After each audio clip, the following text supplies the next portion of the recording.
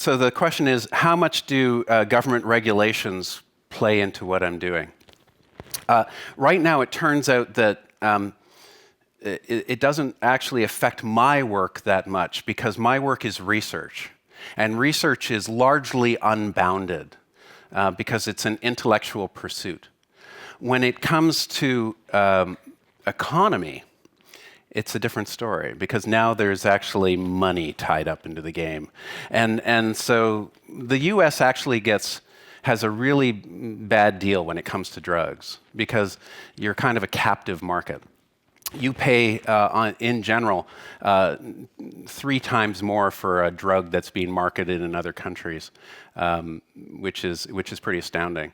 Our pharma bro actually gets a lot of, kind of has been highlighting some of these issues. The drug that he priced at $750 per pill was being sold for $13.50 per pill here in the US, but it's available for $1 in Europe per pill and 10 cents per pill in India. So there's a really, when something is being marketed and sold, there's a lot of regulation around it. But in research, not so much, except for, in my case, something called select agents, which are essentially viruses like Ebola or toxins that are considered so dangerous that you basically need special licenses and regulations to work with. Right, so the question is, how do you make research and development kind of meet in the middle and change the game with clinical trials? That's a great question. So it turns out that clinical trials are actually pretty useful. The reason why we implemented the clinical trial system that we have now is because before there were any regulations, companies could just sell you anything, snake oil. It didn't have to be proven effective. It wasn't. There could have been really dramatic side effects that weren't discovered because they weren't being tested in a thorough and systematic way by the companies. The poster child for this is thalidomide. When I was in my mom's belly, morning sickness was treated with a drug called thalidomide. The doctors were actually pushing it. Of course, it ends up stunting limb growth. That we try and prevent that type of accident. So to make a drug that's going to be sold for many people, you need comprehensive and thorough testing, and there's just no way to speed that up. But this is why I'm choosing cancer as a target, because no 2 cancers are the same. The one-size-fits-all approach just isn't even scientifically valid. So this is a great way to move away from the idea of a product to a platform technology that can just churn out drugs. The way I describe it is it's moving from a blockbuster model of drug development to a Netflix model. It won't work for everything, but it turns out that, remember last year when Ebola made it to the US shore? There were no drugs available to treat it, stockpiled in a warehouse. So all of a sudden, the doctors and the government were saying, how do we have platforms to be able to produce essentially a therapy, a countermeasure in real time? And so now there's a call for some of these types of platform systems. And let's face it, an open platform is a trusted platform. You can rats only hide in the dark. The question is, how does the software become little robots? Software is kind of a robot. It's basically makes a very hard job easier, which is generally how we describe robots. But the software talks to hardware robots, so they kind of work in unison. Think of it as 3D printing. You start off with a digital file on your computer, and it goes to a printer that makes something real. That real thing can be a toy for your kids. It could be a part for a rocket. It's completely flexible as a design and manufacturing platform. So I'm just turning the development of viruses into a platform. I'm choosing to use the viruses to attack cancer, but other researchers will come along, and they already do this, by the way, and they're using the same viral design platform to make a vaccine, because we use weak viruses to train your immune system so that when the real virus comes along, it's prepared. Other people are using the platform to do things like gene therapy, so we can fix a rare disease in a child.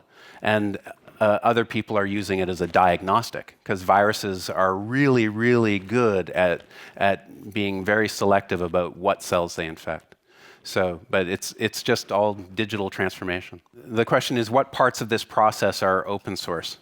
All of the data for virology that I use comes from open source environments now. Scientists are very open. There are large genetic databases that are just available to any public, even without registration. We are continuing that trend, and basically all of the viruses and tools that we're designing will be put in the public domain. The software tools that Autodesk is developing are part of our research group, and we've chosen to put those into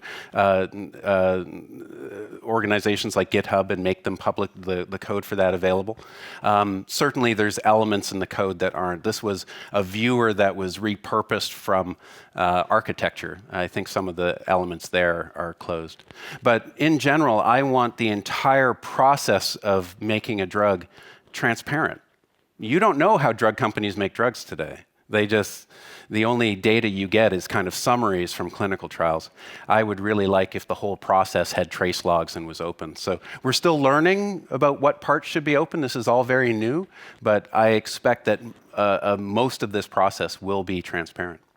Question is, the statement is, the pharma industry must love you. Do I get threats?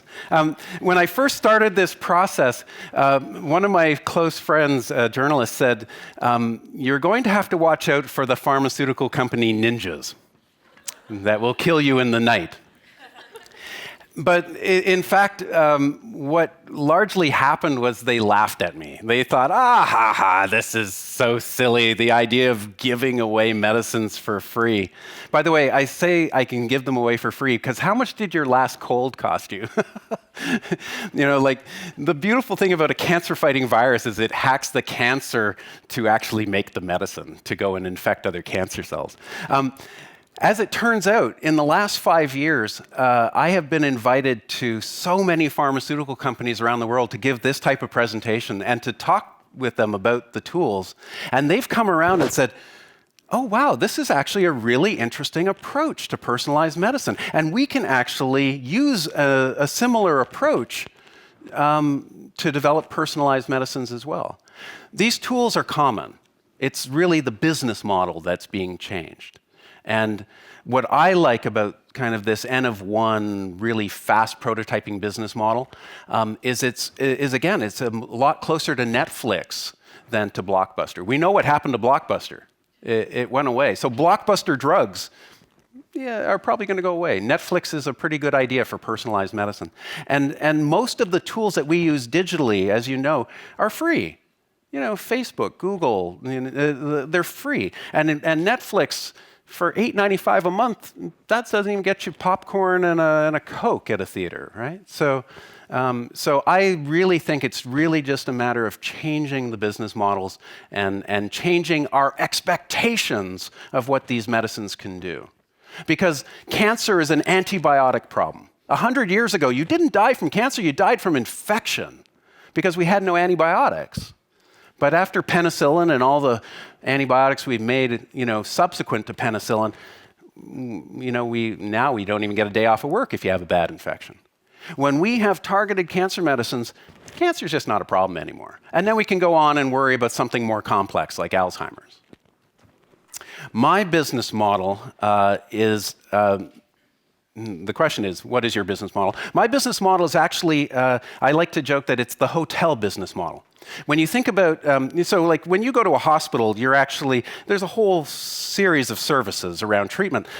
I don't like hospitals, but I really like good hotels. And when I go to a hotel, I pay for the room, I pay for the parking, I pay for the food, I pay for the drinks, I pay for the spa treatment, I buy a few gifts, but they give me the soap for free. And it's the soap that keeps me healthy. So my whole model is the same thing. I give you the drug for free, and I sell you all the related services that you'd want anyway to feel good. So I think it's a sustainable model that works in any economic climate. So we'll see if it plays out. So the question was, how do you use this technology for good rather than for evil, essentially? That's a great question. So you will see genetics being described as a dual-use technology, that doing valid research could also be used for doing something nefarious. In fact, all technology is dual use. If you give me a fork, I can eat my dinner, I can pluck out your eye. So technology is agnostic. It's human intention that dictates whether you're using this for good or evil. And so for me, because life is the universal technology and genetics is the universal programming language for life, and all of this information has been out there for really for as long as I've been alive. All we're doing is digitizing it and making it more open and accessible. I think that's the secret.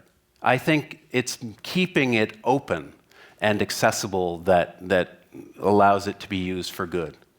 I worry about people that do this in a dark room funded by some state for some purpose that I don't know about, with funds that I can't track, for agendas that I'm not privy to. So I think just by being open and transparent and doing it with community, we build security. And this is a new paradigm for most of us. But when you look at things like open source software, when you look at things like the Bitcoin blockchain and open ledger, people are starting to realize that transparency leads to security. And I'm going to bet with that. Thank you.